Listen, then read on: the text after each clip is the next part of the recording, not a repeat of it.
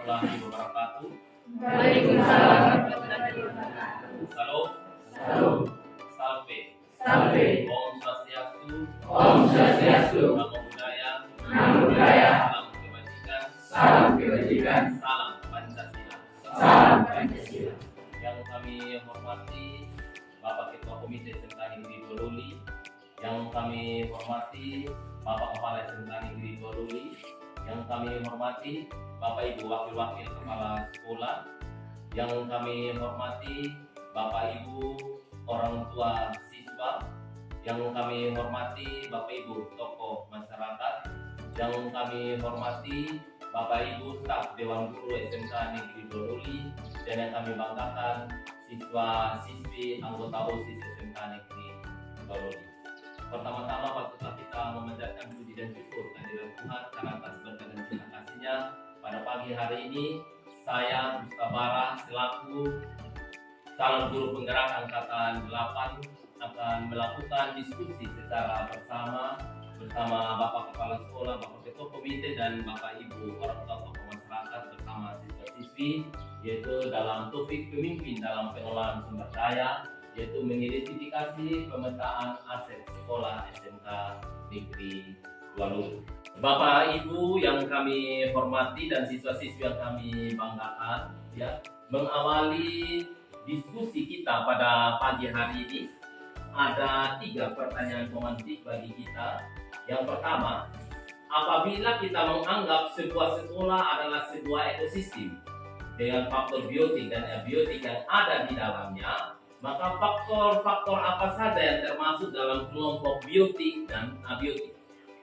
Pertanyaan pemantik yang kedua, seberapa besar dampak sumber daya atau fasilitas yang sekolah miliki untuk memfasilitasi proses pembelajaran murid saat ini? Yang ketiga, sudahkah sekolah memanfaatkan apa yang ada di lingkungan sekitar? Bagaimana pemanfaatannya? Jadi ini menjadi pertanyaan dasar bagi kita, ya, Bapak Ketua Komite, Bapak Kepala Sekolah, dan Bapak Ibu Dewan Guru. Selama ini sudah sejauh mana kita memanfaatkan aset yang ada di SMK Negeri Bololi? Ya. Bapak Ibu yang kami hormati, ketika saya, Bapak Ibu, dan kita semua sivitas akademika memandang bahwa sekolah adalah sebagai ekosistem, maka sebagai ekosistem terdiri atas 2 bagian, ada faktor biotik dan ada faktor abiotik. Faktor biotik itu berkaitan murid, siswa-siswi yang hadir saat ini, kepala sekolah, guru, staf pengajar, tenaga pendidikan, pengawas sekolah, orang tua yang hadir saat ini, masyarakat sekitar sekolah, dinas terkait, ya, kita sini dekat dengan desa, dekat dengan puskesmas, dekat dengan polsek, dan pemerintah daerah. Jadi 10 hal yang ini yang disebutkan tadi termasuk dalam faktor biotik. Yang berikutnya, ya, ekosistem sekolah yang termasuk dalam faktor abiotik, yaitu berkaitan dengan keuangan. Ada dana komite, ada dana BOS. Cuma ada sarana dan prasarana yang tersedia, ya, ada gedung sekolah, ada kantor, ada ruang praktek siswa, ya, kemudian ada lahan budidaya, ada lapangan voli, lapangan bola, ya. Nah, kemudian dan ada lingkungan alam. Jadi itu semua masuk dalam faktor abiotik.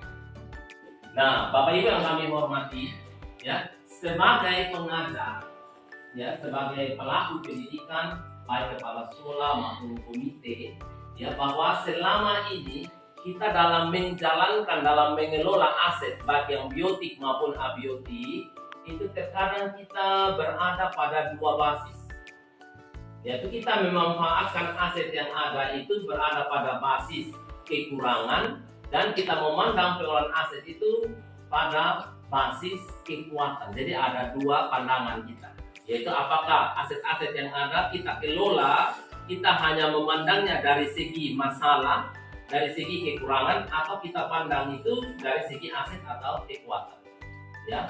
Contoh, apabila saya kepala sekolah dan Bapak Ibu sivitas akademik SMK Negeri Bololi, kita pandang bahwa aset-aset yang ada di sekolah itu hanya pada berbasis pada kekurangan.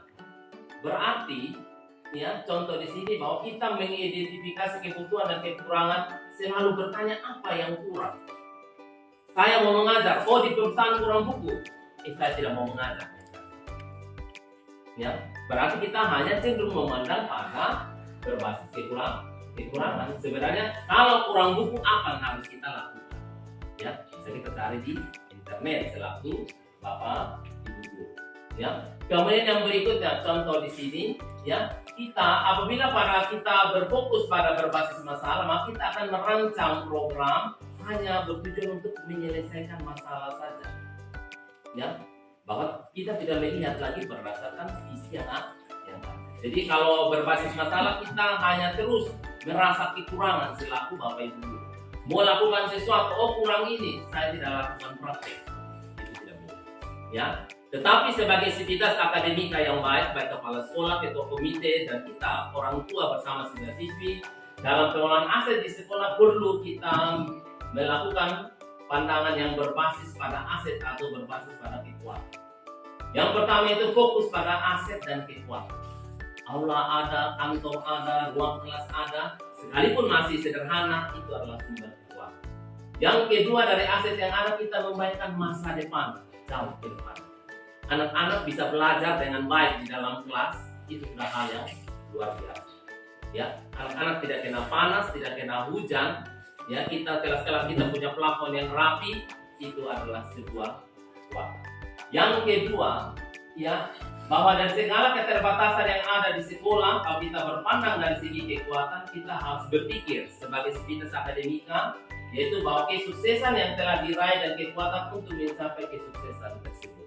Manfaatkan segala sesuatu yang ada. Sekalipun mungkin kita di lahan, kadang-kadang seringkali air itu macet, tapi tidak jadi kendala atau halangan untuk kita, Bapak Ibu guru dan siswa untuk tidak melakukan kegiatan praktek. Ya. Kemudian yang berikutnya, kalau berbasis pada kekuatan, maka perlu kita merancang sebuah rencana berdasarkan visi dan kekuatan. Ya, kita masih ingat visi kita SMK Negeri Doli adalah mewujudkan apa? Mewujudkan peserta didik yang unggul, kompeten. Ya, di bidang agribisnis tanah pangan hortikultura, kemudian di bidang manajemen perkantoran dan cinta lingkungan dan cinta lingkungan. Ya, jadi Bapak Ibu yang kami hormati dan siswa-siswi yang kami banggakan selaku insan pendidikan yang ada di sekolah ini, ya segala sarana prasarana faktor biotik dan abiotik kita harus memandang dari basis aset atau basis kekuatan. Ya, segala keterbatasan yang ada di sekolah kita tidak menjadi alasan, tidak menjadi hambatan bagi kita untuk tetap berkarya, untuk tetap melaksanakan proses kegiatan belajar mengajar. Lakukanlah segala sesuatu pengelolaan kegiatan proses belajar mengajar di sekolah berdasarkan pada visi sekolah yang telah kita buat secara ya. Baik Bapak Ibu yang kami hormati, ya. Saat ini kita akan lakukan curah pendapat bagi ketua komite, Bapak Kepala Sekolah, Bapak Ibu guru maupun orang tua yang hadir dan siswa-siswi. Kita akan curah pendapat tentang identifikasi aset utama di SMK Negeri Dualoli.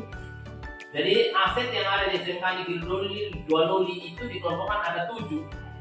Yaitu yang pertama ada modal manusia, yang kedua ada modal sosial, yang ketiga ada modal fisik, yang keempat ada modal alam, yang kelima ada modal finansial, yang keenam ada modal agama budaya, dan yang ketujuh ada modal politik. Bapak Ibu yang kami hormati, ya, kita mulai dari modal yang pertama itu modal manusia. Ya, silakan nanti Bapak Ibu ketua komite, Bapak Kepala Sekolah, Bapak Ibu Dewan Guru bisa menyampaikan kira-kira yang termasuk dalam modal manusia itu apa saja.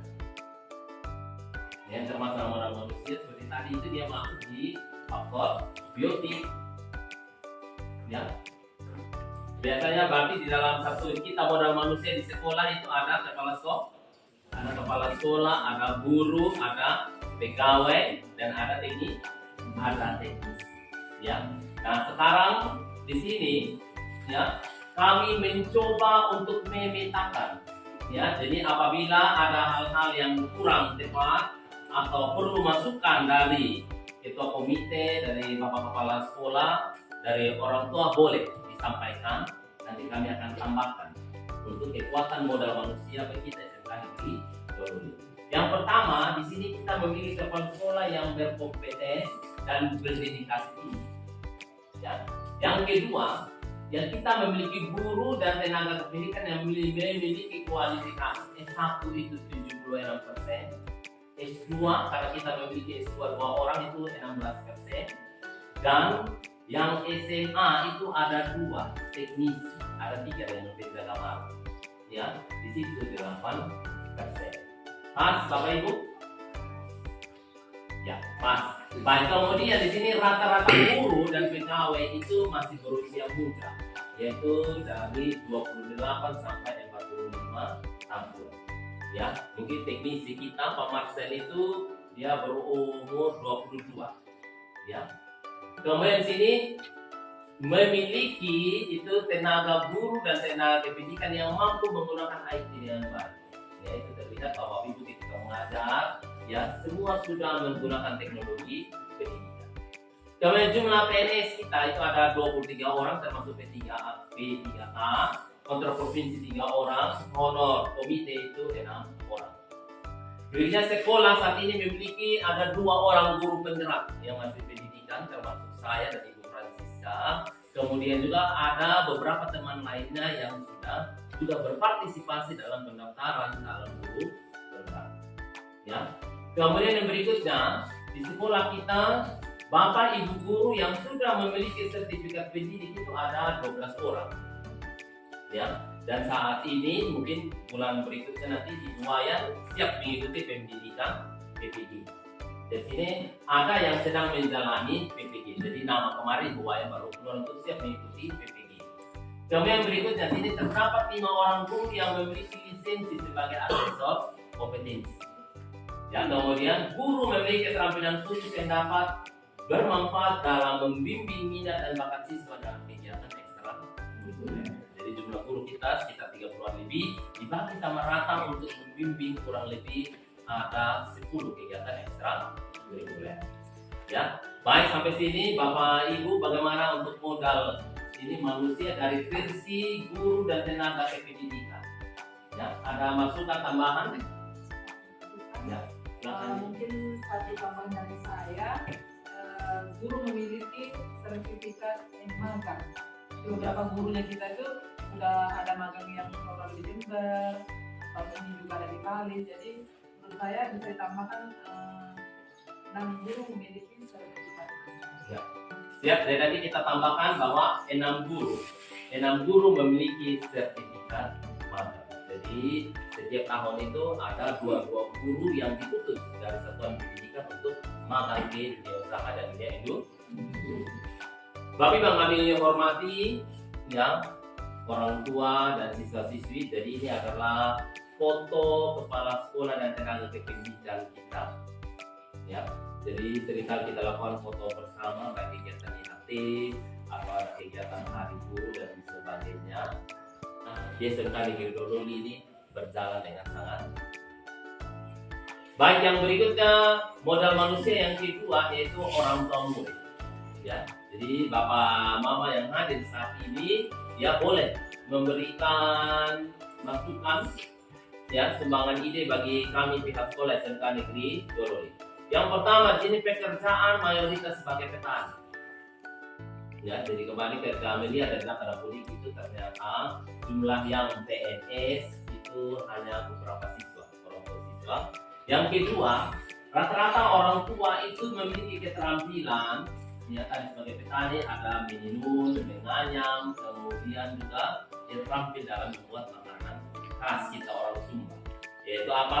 Ada ropa kota, lua bosu, kemudian apa? Lua okul. Ya, kemudian WKB kadele dan makanan lain. Kemudian yang berikutnya modal manusia orang tua ini bahwa orang tua sangat mendukung terkait dengan program-program di sekolah. Ya, baik Bapak Ibu untuk modal manusia orang tua ada tambahan? Pas? Baik, kita lanjut di modal yang berikutnya. Bapak Ibu kami hormati, ini foto aktivitas orang tua siswa ya sangat berpartisipasi dalam kegiatan sekolah, yaitu di sini ada foto yang pertama. Orang tua seringkali SMK Negeri mengundang untuk kegiatan rapat komite, kemudian rapat untuk PKL, rapat penerimaan laporan hasil belajar, kemudian dalam kegiatan Natal bersama, kemudian kita juga mengundang orang tua dalam pembagian itu hasil ujian sekolah.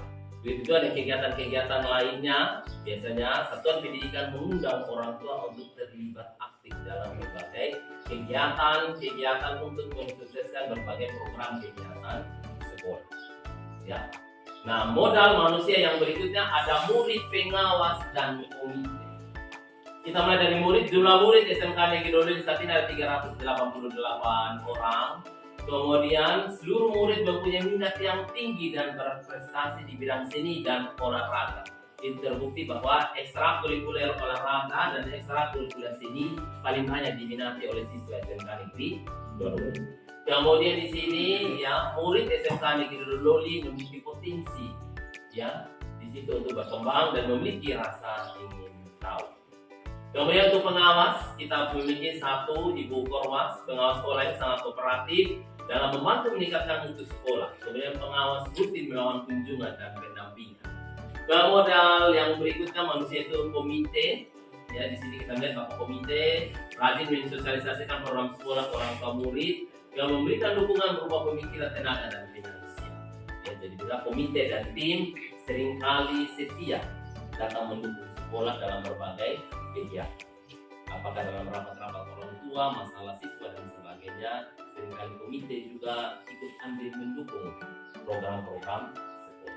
Baik Bapak Ibu, inilah modal manusia kita ada 5. Apakah ada perlu kita tambahkan? Bapak Ibu guru, Bapak Kepala, Bapak Komite, apa perlu kita tambahkan? Ya. Baik, kalau pas kita lanjut lagi untuk modal yang kedua. Kita selanjutnya modal sosial dan pengembangannya. Di sini yang pertama bahwa satuan pendidikan Bapak Ibu guru terlibat aktif dalam komunitas MGMP. Kemudian di dalam sekolah kita ada yang namanya MGMP. Yang kedua, rata-rata seluruh guru dan rata-rata tapi seluruh guru itu menjadi anggota PBI. Kemudian yang ketiga, modal sosial bahwa berapa orang tua murid dan komite sebagai sarana komunikasi dalam merancang program peningkatan mutu sekolah. Yang keempat, bahwa satuan pendidikan SMK Negeri Loli mempunyai tata tertib yaitu untuk menilai melatih kedisiplinan siswa. Kemudian berikutnya bahwa di awal semester seluruh kelas yang ada di satuan pendidikan SMK Negeri Loli sudah membuat yang namanya keyakinan kelas yang menjadi dasar bagi Bapak Ibu guru dan siswa dalam melaksanakan proses kegiatan belajar. Kemudian yang berikutnya bahwa dalam seluruh kegiatan apapun yang ada di sekolah selalu ada yang namanya kepanitiaan kegiatan sekolah. Kemudian yang berikutnya ya SMK Negeri Loli itu untuk meningkatkan minat siswa pada guru dalam bahasa Inggris ada yang namanya hari Kamis yaitu apa? Ada English. Yaitu modal sosial dan pengembangannya. Ya. Kemudian sini ada beberapa foto yang mewakili modal sosial, yaitu seringkali SMK Negeri Loli bapak mama kita 1 tahun kita ada 2 kali kegiatan MGMP, semester ganjil dan semester genap. Kemudian rapat orang tua, kemudian partisipasi seluruh guru dalam mengikuti kegiatan PBI.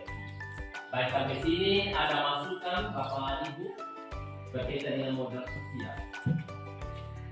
Ya, Bapak Ibu guru, orang tua. Mas. Bapak Ibu yang kami ingin hormati, berikutnya modal yang ketiga adalah modal fisik. Ya, kita sudah lihat bersama bahwa di SMK Negeri Loli ada bangunan kelas, ada laboratorium, ada lapangan kuli, ada perpustakaan, aula, ruang praktek siswa, ada greenhouse, lahan budidaya tanaman. Itu semuanya untuk menunjang proses. Kemudian lokasi kita dekat dengan jalan raya sehingga memudahkan akses. Kemudian listrik kita bagus, air dan ada jaringan internet. Itu yang sangat ya. Nah, apakah perlu ada tambahan untuk modal fisik? Pas? Ya. Di sini ada foto modal fisik di lahan budidaya kita. Ya, kalau kita ada lab komputer, di kita punya perpustakaan dan juga kita mempunyai ruang kelas yang sangat layak ya bagi siswa untuk bisa belajar dengan nyaman dan guru juga bisa melakukan pengajaran dengan ya. Itu modal fisik. Kemudian ini modal fisik lainnya ada lapangan olahraga, ada greenhouse, ya naungan pembibitan dan lahan praktek siswa.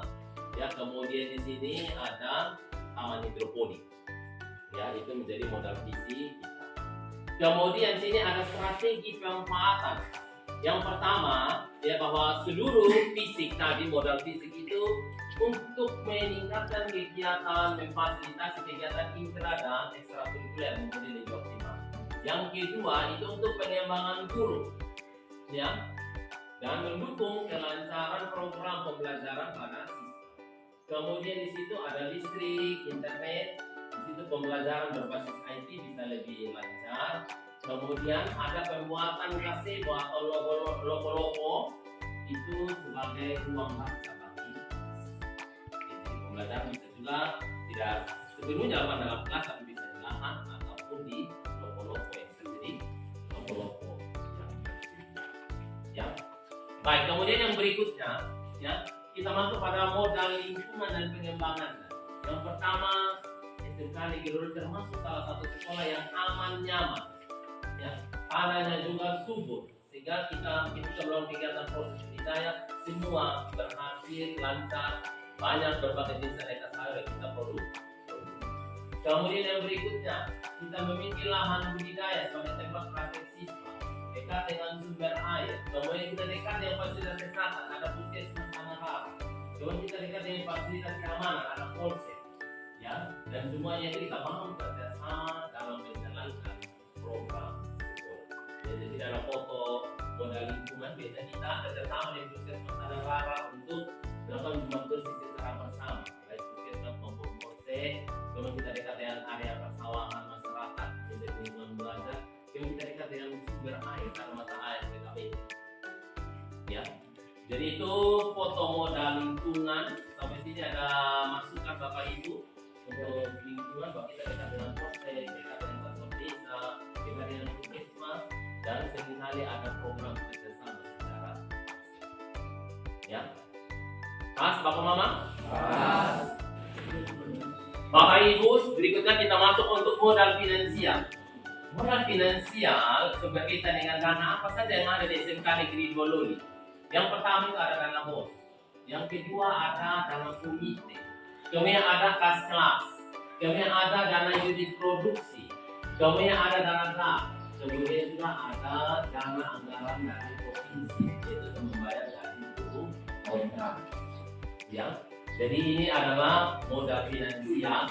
Dana komite itu menggaji guru honor, menunjang ya kegiatan lainnya yang tidak dianggarkan di dalam dana BOS.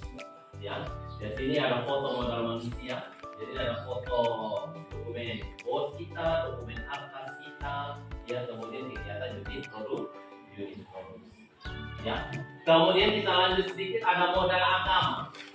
Ya, bahwa SMK Negeri Loli, ya masyarakat sekitarnya itu memiliki tokoh-tokoh agama.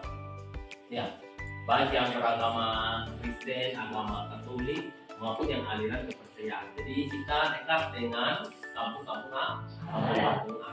So, yang kedua itu adanya budaya yang sudah melekat bagi kita orang Sumba, yaitu ada budaya cium hidung, kesenian, tarian daerah, musik daerah, kemudian gotong royong yang selalu harus kita lakukan.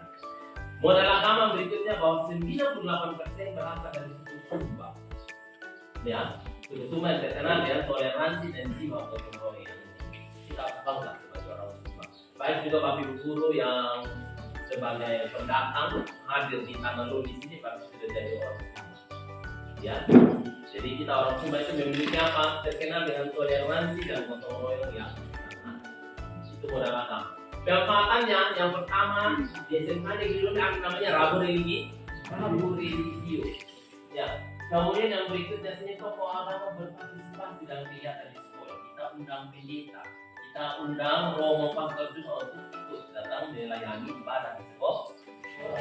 Kemudian sini ada kreativitas siswa di bidang seni budaya. ya, menghasilkan berbagai macam alat-alat untuk menari, alat tenun. Ya, siswa juga sudah mampu membuat tarian kreasi. Kemudian sini ada jiwa toleransi dan gotong royong bermanfaat saat pelaksanaan kegiatan program tersebut. Itu terbukti bahwa kegiatan-kegiatan kelima seluruh siswa bersama tim fasilitatornya bekerja secara gotong royong untuk menghasilkan berbagai karya yang sangat bermanfaat. Ya, jadi ada foto modal agama. Ya, jadi sini ada tim sanggar penari kita, kemudian ada bola pulu.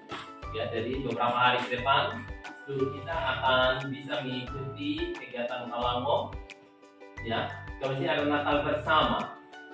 Ya, dan ini ada kegiatan Rabu religius, dan sini ada juga kegiatan pastoral. Ya, jadi itu modal foto untuk modal agama. Ya, baik. Kemudian yang berikutnya ada modal politik.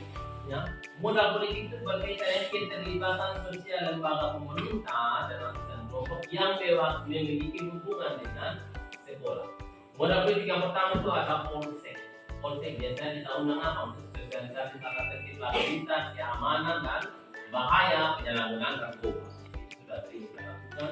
Dari puskesmas ada pemberian obat penambah darah, ada sosialisasi, yaitu tentang apa? Tentang kesehatan telinga, hidung, ya, pemeriksaan rutin hampir yang setiap bulan. Itu sudah bersama dengan puskesmas. Dinas kesehatan itu ada sosialisasi bahaya HIV/AIDS, sosialisasi penyakit kanker. Kerjasama dengan perpustakaan, bahwa perpustakaan daerah Sumba Barat itu menjadi salah satu studi kita. Ya, kemudian ada dunia usaha, dunia industri. SMK Negeri Loli seringkali mengundang guru tamu setiap semester untuk berbagi kiat-kiat dalam berwirausaha. Kemudian pemerintah desa yaitu memfasilitasi Linmas. Kita hari Sabtu hari pasar, ya, karena baik OPP maupun Linmas seringkali membantu kita untuk menyertikan siswa-siswi kita itu pada jam sekolah, ya, supaya tidak berkeliaran di pasar atau di masyarakat pada saat jam sekolah. Kemudian modal politik lainnya ada kebijakan kepala sekolah, kebijakan yang diambil dan berpihak kepada, ya. Jadi foto modal politik yang sudah dilakukan. Di sini ada sosialisasi tentang topik belajar Pancasila dari Polsek, nanti dibawa oleh Bapak Burhan. Ya. Kemudian sini ada guru tamu ini dari Kerloko Jaya. Kemudian ada pemeriksaan kesehatan rutin, dia dari puskesmas. Ya. Nah, Bapak Ibu, itulah 7 modal yang berkaitan dengan aset sekolah yang ada di SMK Negeri. Ya, silakan kami persilakan apabila ada masukan, tambahan atau saran berkaitan dengan 7 aset sekolah SMK Negeri Loli. Ya, bagaimana Bapak Ibu, ada tambahan? Ya. Baik, kalau tidak ada, dari 7 aset ini kira-kira aset mana yang area pengembangannya belum terlalu maksimal dari 7 modal? Yang ini kira-kira itu bagian mana yang belum terlalu maksimal? Ya, silakan dari orang tua saya sampaikan kembali dulu. Ya, dari modal manusia, modal fisik, modal sosial, modal alam, modal agama, politik dan finansial. Kira-kira dari 7 ini aspek mana yang perlu kita kembangkan lagi atau pengembangannya belum maksimal? Ya, silakan dari Bapak Ibu guru atau orang tua, dari siswa juga boleh menyampaikan aspirasinya.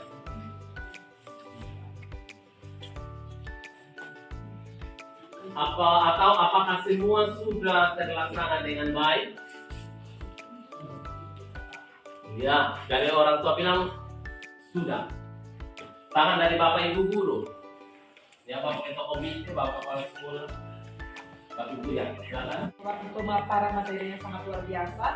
Di sini saya hanya menambahkan pada modal manusia, di mana pada modal manusia ini dalam strategi pengembangannya menurut saya itu perlu ditambahkan dengan studi banding atau studi lapangan. Oke. Baik.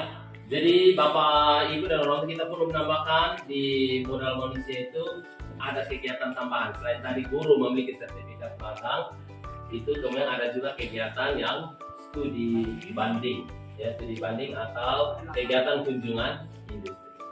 Ya. Baik, silakan masih ada Bapak Ibu. Area mana yang belum kita lakukan secara maksimal? Ya, ya kalau modal manusia, dulu Bapak Ibu SMK Negeri 2 Loli sudah mengajak dan sesuai dengan misinya. Modal fisik sudah sangat memadai untuk ya mensukseskan program pengajaran. Modal finansial, dana bos, dana komite sudah mampu mengakomodir ya seluruh kebutuhan yang ada. Mungkin yang di modal finansial ini ya jadi belum pengembangan itu tentang dana komite, yaitu tertib membayar dari orang tua siswa. Ya, dan ini tetapi yang kemarin kita sudah melakukan kerapatan dan seluruh orang tua siswa pun setuju untuk taat membayar setiap bulan. Ya, jadi pengembangan yang belum maksimal yaitu pembayaran dana komite. Karena pada dana komite ini digunakan untuk membayar gaji modal. Ya. Kemudian sangat modal sosial bagus, modal alam kita sangat luar biasa. Modal agama baik dan modal politik juga sangat luar biasa. Dukungan dari puskesmas, polsek dan kepala desa terhadap seluruh program. Ya, baik Bapak Ibu, apabila tidak ada lagi ya masukan ya atau tambahan, ya demikianlah seluruh rangkaian kegiatan kita hari ini sudah pendapat dalam hal untuk mengidentifikasi aset utama di SMK Negeri 2 Loli yang berkaitan dengan 7 modal, yaitu modal manusia, modal sosial, modal fisik, modal alam, modal finansial, modal agama budaya, dan modal politik. Sekian dan terima kasih. Salam.